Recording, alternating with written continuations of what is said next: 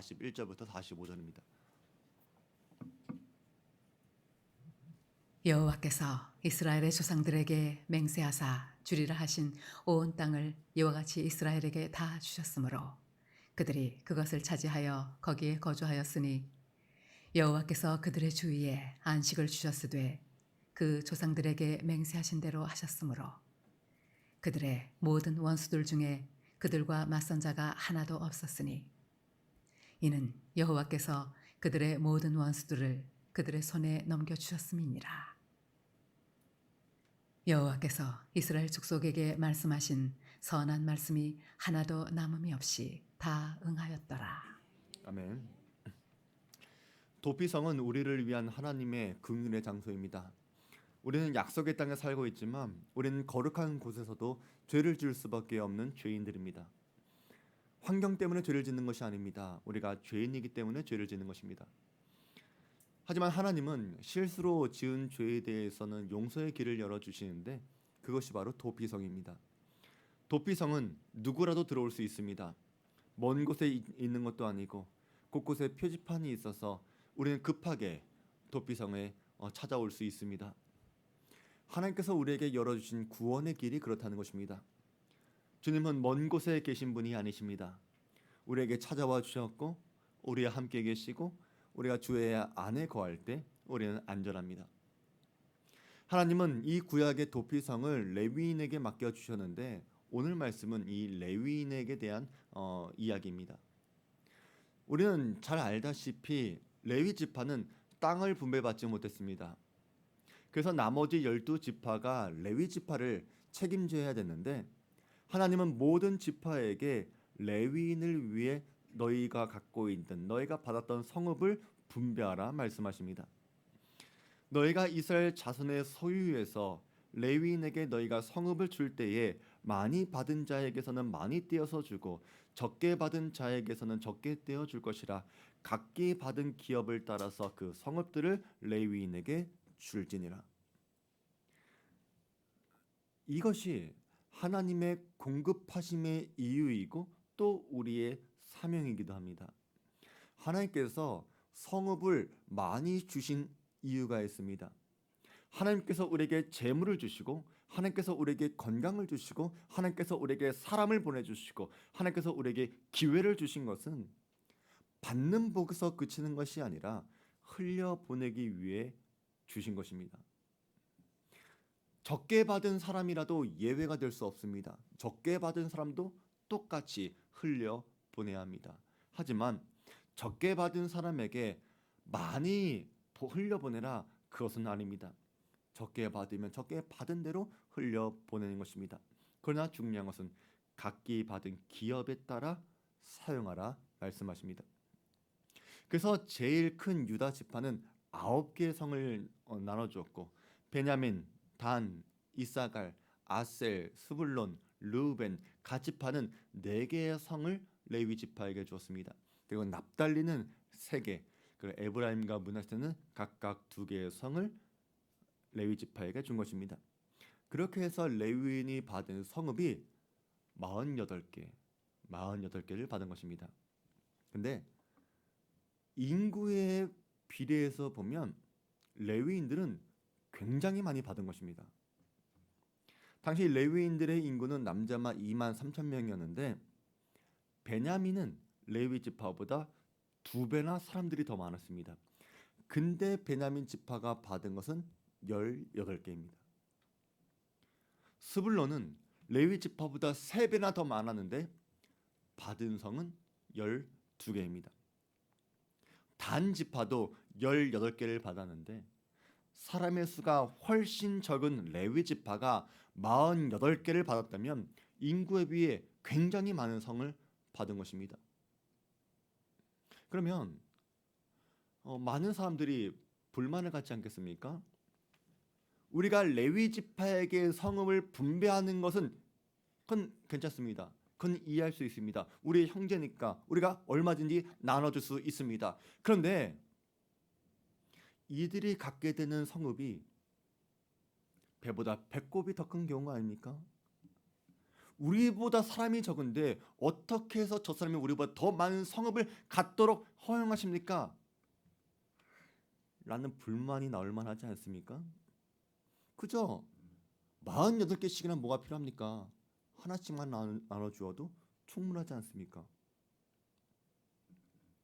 하지만 실제 사정을 보면 많은 성읍을 가졌다고 해서 좋은 게 아니라는 것을 이스라엘 백성들은 알고 있었다는 것입니다.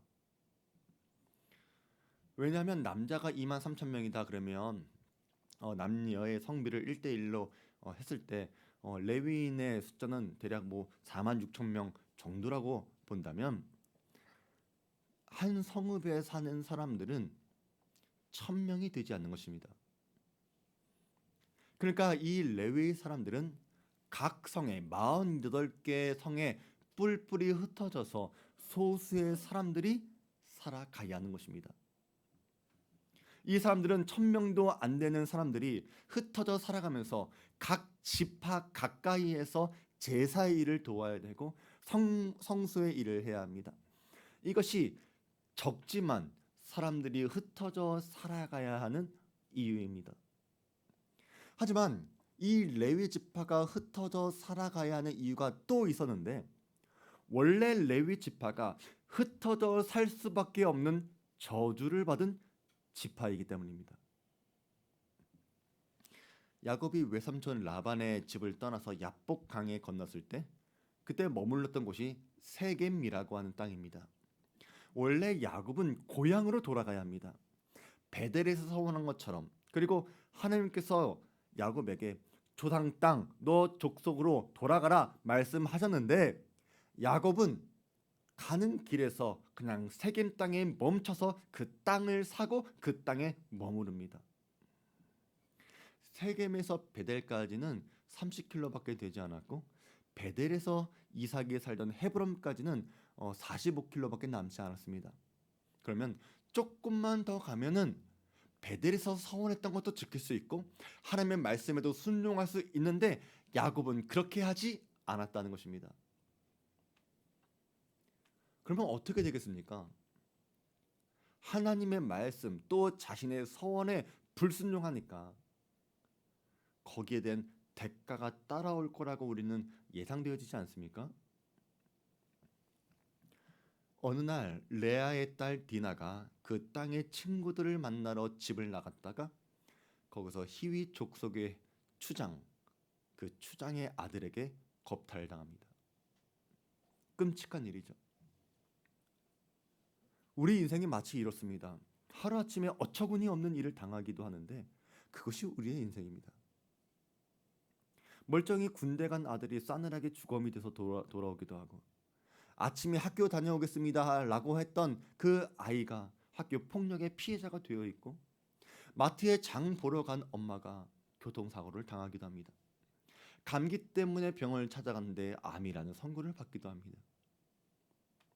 그런데 이런 비극적인 일을 만났을 때 믿음의 사람들의 반응이 중요한데 놀랍게도 야곱은 디나의 소식을 듣고도 아무런 행동을 하지 않습니다.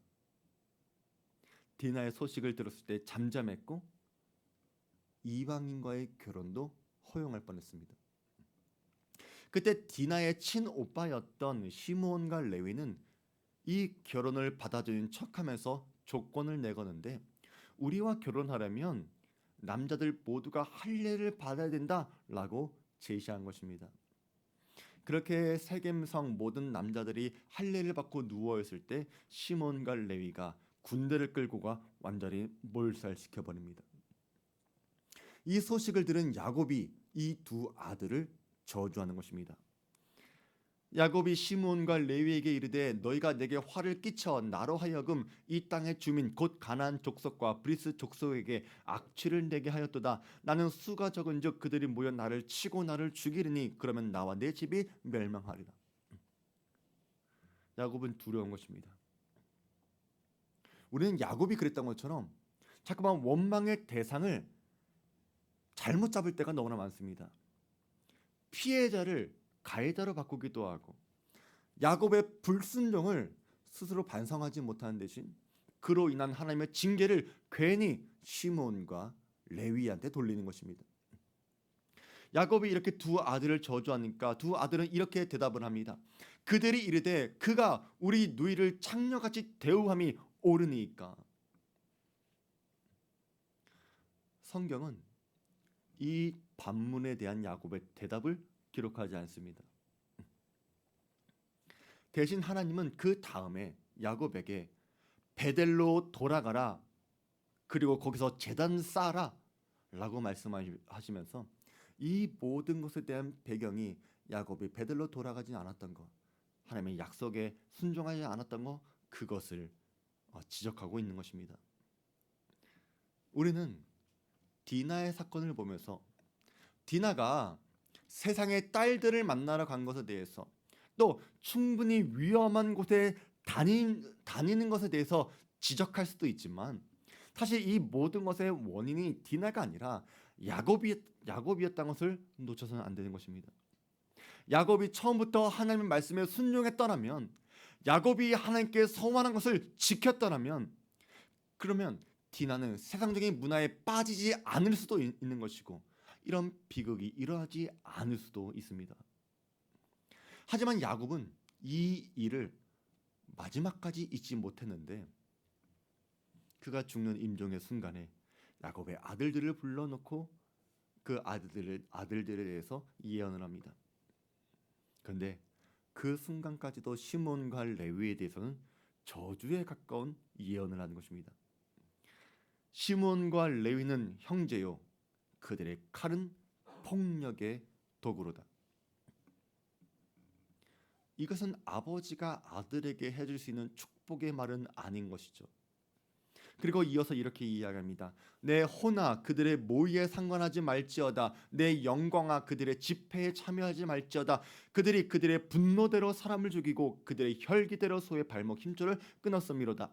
그 노여움이 혹독하니 저주를 받을 것이요, 분기가 맹렬하니 저주를 받을 것이라. 내가 그들을 야곱 중에서 나누며 이스라엘 중에서 흩으리로다. 여기서 야곱의 말대로 레위 지파가 흩어질 수밖에 없는 이유가 나오는 것입니다. 그래서 레위 지파가 많은 성을 받았다고 하더라도 그 중에 6개는 이스라엘을 위한 도피 성으로 사용해야 하고, 한 성에서 1000명 이상 모여서 살 수 없는 것이고, 또 이스라엘 전역 각 지파에 흩어져서 살아가야 되고, 그들은 모일 수도 없고 그들은 지폐를 가질 수도 없습니다. 이것은 세겜 지파에 대한 과한 복수를 한 것에 대한 대가를 치르는 것일지도 모릅니다. 레위 지파는 이런 저주를 받은 지파였습니다. 근데 하나님께서 이 레위 지파를 향한 저주를 축복으로 바꾸신 것입니다. 모세는 레위 지파에게 이렇게 축복합니다. 레위에 대하여는 일렀으되 주의 둠밈과 우림이 주의 경건한 자에게 있도다. 주께서 그를 마사에서 시험하시고 무리와 물가에서 그와 다투셨도다. 아버지한테 미움받은 레위를 지금 모세는 주의 경건한 자라고 부르고 있습니다. 우림과 둠밈은 제사장이 하나님께 뜻을 물었을 때 사용했던 도구인데, 이것이 레위한테 있다는 것입니다. 얼마나 놀라운 변화입니까? 어떻게 아버지로부터 미움받고 저주받고 죄인처럼 살아가야 했던 이 레위가 어떻게 해서, 어떤 과정을 통해서 이렇게 경건한 자로 바뀔 수 있었을까? 이 8절 다음에 이어지는 9절을 보면 이런 말씀이 있습니다. 근데 좀 이상합니다. 그는 그의 부모에 대하여 이르기를 내가 그들을 보지 못하였다 하며, 그의 형제들을 인정하지 아니하며 그의 자녀를 알지 아니한 것은 주의 말씀을 준행하고 주의 언약을 지킴으로 말미암이로다. 그러니까 무슨 내용이냐면, 부모는 그들을 보지 못했다고 하고 그의 형제는 인정하지 않을 것이고 그의 자녀들도 알아주지 않는데, 그것이 주의 말씀을 준행하고 주의 언약을 지킨 결과라고, 그렇기 때문이라고 이야기하는 것입니다. 반대가 되면 이해가 되겠는데 우리한테 이 말씀이 이상하게 들리는 것입니다. 하지만 이 구절에 하나님께서 레위 지파를 향한 저주를 축복으로 바꾸신 비결이 있는 것입니다. 레위 지파는 부모보다, 형제보다, 자녀보다 하나님을 더 중요하게 여긴 지파입니다. 이것은 광야에서 일어난 아주 중요한 사건과 연결이 되어 있습니다. 그것이 바로 금송아지 사건입니다. 모세가 여호수아를 데리고 시내산에 올라갔을 때 밑에 있던 이스라엘 백성들은 금송아지를 만들었습니다. 모세가 십계명을 들고 내려올 때 아래서 소란스러운 소리가 들립니다. 여호수아는 이 소리는 싸우는 소리인 것 같습니다 라고 말하니까 모세는 아니다, 이 소리는 먹고 마시고 춤추고 뛰노는 소리다 라고 말했는데 내려와서 보니까 난장판이 벌어진 것입니다. 그래서 아론을 불러 물었습니다. 이게 어떻게 된 일입니까? 그러니까 아론은 지도자인 너가 산에 올라가서 몇 날 며칠 되어도 안 보이니까 사람들이 두려워하기 시작했고, 그래서 애굽에서 인도하여 낸 신을 만들자라고 하더라. 그래서 내가 금과 은을 가지고 오라고 해서 내가 불 속에 던졌더니 이렇게 금송아지가 나왔다 라고 말도 안 되는 소리를 하고 있는 것입니다. 모세는 이 이야기를 듣고 분노합니다. 십계명을 던져서 깨트려 버리고 금송아지를 가져다가 불살라 가루로 만들어 버리고 이 가루를 백성들에게 먹입니다. 그리고 하나님의 심판자로 설 사람들을 부릅니다. 이때 나선 사람들이 레위 사람들입니다. 이에 모세가 진 문에 서서 이르되 누구든지 여호와의 편에 있는 자는 내게로 나아오라 하매 레위 자손이 다 모여 그에게로 가는지라.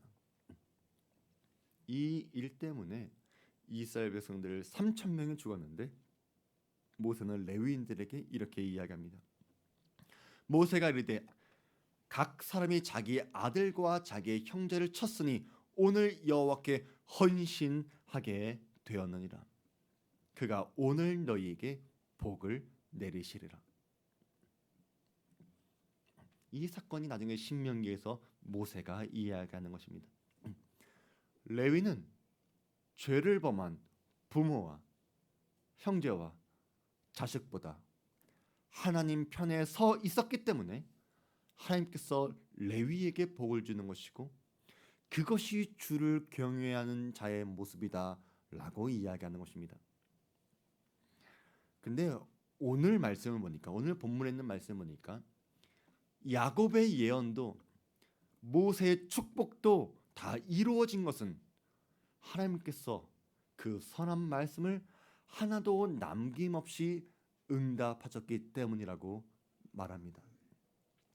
흩어져 사는 것도 하나님께서 응답하신 것이고 모세의 축복에 응답한 것도 하나님이십니다.